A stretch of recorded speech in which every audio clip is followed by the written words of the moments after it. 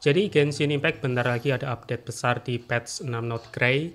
Makanya beberapa teman-teman itu pada minta rekomendasi ke saya soal spek HP yang lancar buat ngadepin Note Grey nanti. Apalagi Hoyo dari tahun ke tahun, tiap ada ekspansi region baru, suka naikin minimum requirement.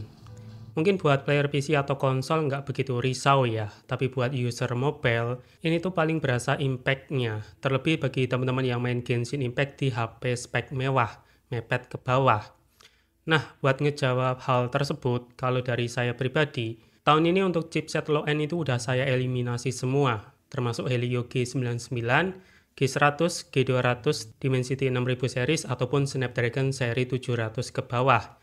Karena saya udah tes di beberapa HP yang pakai chipset tersebut, hasilnya itu nggak memenuhi standar kelancaran versi saya, sering lag dan frame drop coy. Cuma yang perlu digarisbawahi, saya eliminasi itu bukan karena nggak bisa main ya. Kalau dipaksa lolos 30 sebenarnya juga masih bisa. Tapi buat Genshin Impact, saya punya standar tersendiri, minimal itu harus lancar di grafik medium 45 fps, dan itu wajib di semua skenario gameplay seperti battle, eksplorasi, co-op, event, domain, tipot, jalanin story, cutscene, terus bikin konten pakai screen record, ataupun sekedar pengen nikmatin pemandangan di Teyvat. Karena sekarang udah tahun 2025, main Genshin grafik lowes alias burik itu udah nggak enak coy. Grafik kayak kapal pecah gitu apa yang mau dinikmatin coba. Bahkan ngerender Pampers Ayaka aja nggak bisa kelihatan detailnya. Jadi seminimalnya itu di medium lah, nikmatin story juga masih oke, dipakai battle dan eksplorasi itu grafiknya juga masih proper dilihat sama mata. Makanya kalau ditanya seperti itu, saya bakal kasih rekomendasi kurang lebih seperti ini. Pertama untuk HP baru, siapin budget minimal 3-4 juta, kalau bisa lebih bagus. Kedua, cari HP yang chipsetnya mumpuni buat running di medium 45 fps. Nah, untuk Snapdragon, rekomendasi saya cari HP yang pakai Snapdragon 7 Gen 3. Contoh paling murahnya itu ada iQOO Z9 yang harga barunya itu sekarang udah turun sekitar 3,5 juta. Terus kalau untuk MediaTek, rekomendasi minimalnya HP yang pakai Dimensity 7300. Di kelas 2 jutaan sebenarnya juga ada sih si Infinix Note 50X 5G dan Tecnopova 7 5G. Tapi normalnya Dimensity 7300 itu banyak dipakai di HP 3-4 juta. Seperti Tecno Camon 40 Pro 5G, Realme 13 Plus, Redmi Note 14 Pro 5G, dan Poco X7 5G. Cuma masih di kelas 3-4 juta, ada HP yang chipsetnya kenceng dan mampu diajak Genshin rata kanan, yaitu Dimensity 8300 dan Dimensity 8350. Tapi contoh HP-nya cuma ada dua sih, Poco X6 Pro dan Infinix GT30 Pro varian terendah. Paling untuk Poco buat sekarang itu untuk cari barunya agak susah ya, tapi kadang masih ada yang jual sih. Sebenarnya ada satu lagi chipset yang kenceng di harga yang nggak beda jauh, yaitu Snapdragon 8S Gen 3 yang dipakai sama Poco F6. Cuma Poco F6 itu ada bug di game Genshin Impact, jadi kudu oprek bagian joystick-nya dulu biar lancar.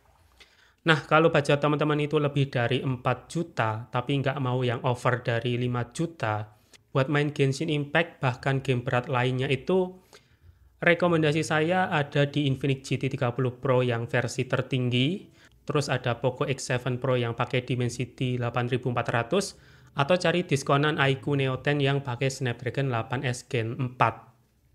Karena saya lihat ada yang dapat iQOO Neo 10 di harga 4,7 juta buat varian terendah, cuma belinya kudu nunggu event tanggal cantik sih.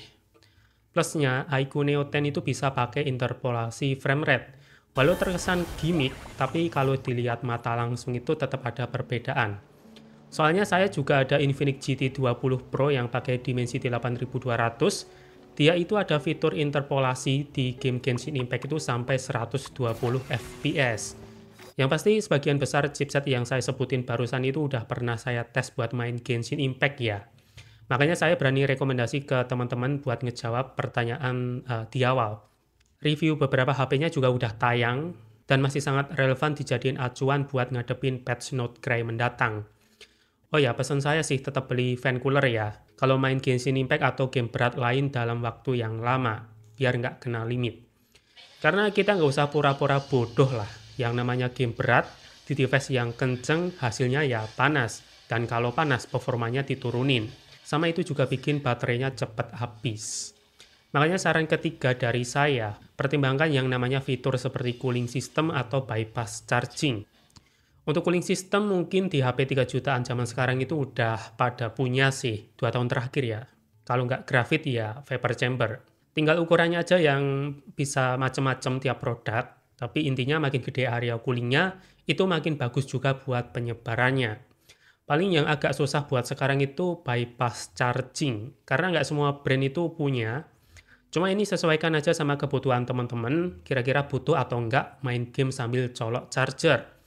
Kalau saya sih, bypass charging ini kepake nggak kepake. Sering kepakainya itu pas baterainya udah lowbat dan gamenya itu nanggung. Tapi kalau baterainya itu masih cukup, ya hampir nggak pernah saya pakai sebenarnya.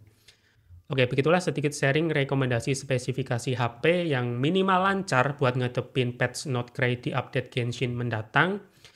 Sebenarnya tadi saya pengen bikin video short, tapi malah kebablasan pengen cerita lebih. Ya anggap aja kita ngobrol santai lah sesama player yang masih nikmatin game yang satu ini. Atau yang mau comeback main Genshin, monggo. Karena setup Not Grey ini tuh secara lore kelihatan menjanjikan. Apalagi Hoyo udah komitmen bakal improve soal storytelling, biar nggak ngulang kesalahan Aib Natlan. Dan udah kelihatan sejak patch 5.6 kemarin, YP-nya itu udah berkurang drastis. Makanya nggak usah takut ekspektasi tinggi di Not Grey nanti, dikasih full star semua coy. Ada Varka, Columbina, Alice emaknya Klee, Nicole juga, sampai ada faksi-faksi lain. Tapi yang penting Dotore tewas mengenaskan aja sih. Jadi sampai jumpa di video santai berikutnya, dan Mata Asita.